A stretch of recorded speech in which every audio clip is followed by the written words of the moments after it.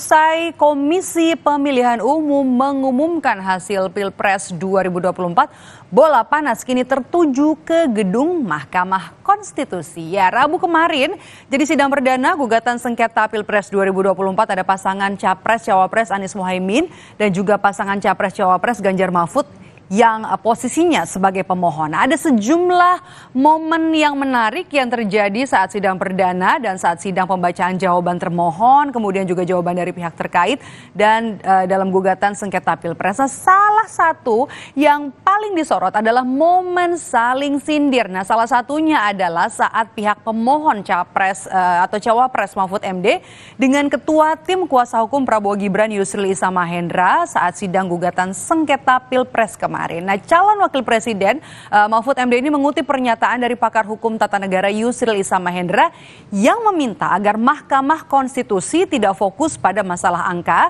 saat menangani sengketa hasil Pilpres. Mahfud menyebut pernyataan itu diucapkan Yusril ketika menjadi ahli pada sidang sengketa hasil Pilpres lalu, sedangkan kini Yusril posisinya menjadi Ketua Tim Hukum Prabowo Gibran dalam sengketa hasil Pilpres 2024. Mahaguru Hukum Tata Negara Profesor Yusril Iza Mahendra saat ikut menjadi ahli pada sengketa hasil pemilu 2014 dan bersaksi di MK pada tanggal 15 Juli mengatakan bahwa penilaian atas proses pemilu yang bukan hanya pada angka harus dilakukan oleh MK. Pandangan ini bukan pandangan lama, melainkan pandangan yang selalu baru yang justru terus berkembang sampai sekarang. Menjadikan MK hanya sekedar mahkamah kalkulator, menurut Pak Yusril, adalah justru merupakan pandangan lama yang sudah diperbarui sekarang. Nah, pernyataan yang baru Anda dengar dari seorang Mahfud MD kemudian juga direspons oleh Ketua Tim Hukum Prabowo Gibran Yusril Iza Mahendra yang menanggapi bahwa pernyataan Mahfud MD tadi yang menyebutnya sebagai mahaguru saat menyampaikan dalil gugatan sengketa Pilpres di Mahkamah Konstitusi ini sudah tidak relevan lagi. Berikut pernyataan dari Yusril Iza Mahendra. Dengan adanya pengaturan tentang pembagian kewenangan dan menangani sengketa proses pemilu melalui Bawaslu, PT UN, dan Mahkamah Agung dalam sengketa administratif dan sengketa hasil oleh Mahkamah Konstitusi sejak tahun 2017, maka tidaklah relevan Profesor Mahfud mengutip pendapat dalam tanda kutip Mahaguru HTN Profesor Yusril Iza Mahendra yang pernah mengatakan bahwa Mahkamah Konstitusi seyogianya tidak menjadi sekedar mahkamah kalkulator. Tetapi mahkamah seharusnya berperan memeriksa pelaksanaan pemilu secara substantif sejak dari proses pelaksanaannya. Pendapat itu ada benarnya karena diucapkan pada tahun 2014, 3 tahun sebelum berlakunya Undang-Undang Nomor 7 Tahun 2017 tentang pemilu yang membagi kewenangan kasus-kasus yang terjadi dalam penyelenggaraan pemilu sebagaimana diuraikan tadi.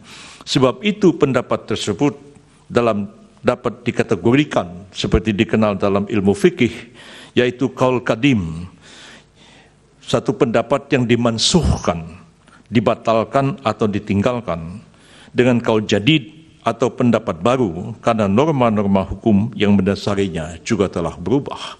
Jadi tidak relevan mengutip pendapat 2014 untuk keadaan sekarang karena norma hukum positif sudah berubah. Ada juga yang menarik pada saat pembacaan jawaban dari pihak terkait yakni pihak Prabowo Gibran, di mana tim hukum Prabowo Gibran Oto Hasibuan ini meminta Mahkamah Konstitusi untuk menolak permohonan pemohon seluruhnya. Oto juga menyebut Mahkamah Konstitusi tidak berwenang untuk memeriksa dan mengadili perkara sengketa hasil pemilu. Yang mulia Mahkamah Konstitusi, kami sampaikan penutup sebagai berikut. Berdasarkan hal-hal yang telah diuraikan di atas, pihak terkait dengan ini memohon kepada Yang Mulia Mahkamah Konstitusi agar mengadili permohonan pemohon dan putusan dengan amar sebagai berikut. Dalam eksepsi 1 mengenai kompetensi absolut, menerima eksepsi kompetensi absolut dari pihak terkait.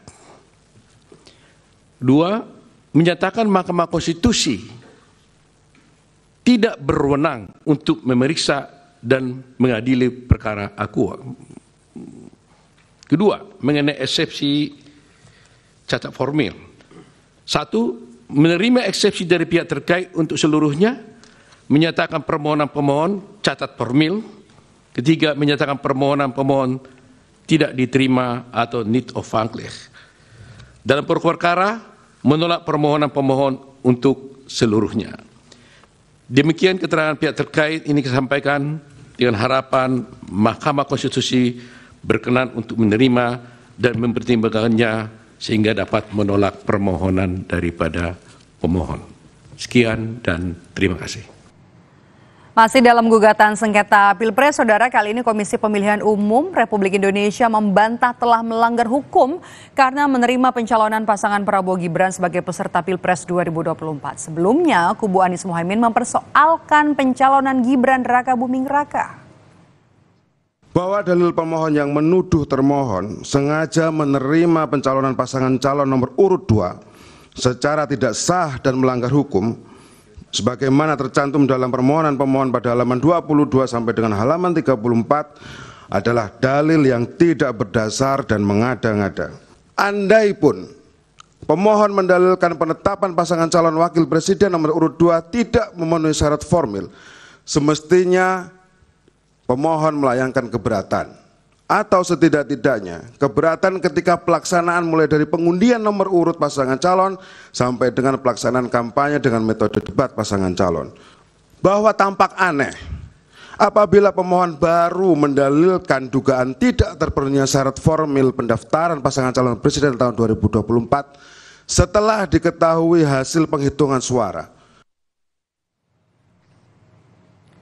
Wacana hak angket dugaan kecurangan pemilu memudar di tengah sidang sengketa hasil pemilu 2024 di Mahkamah Konstitusi.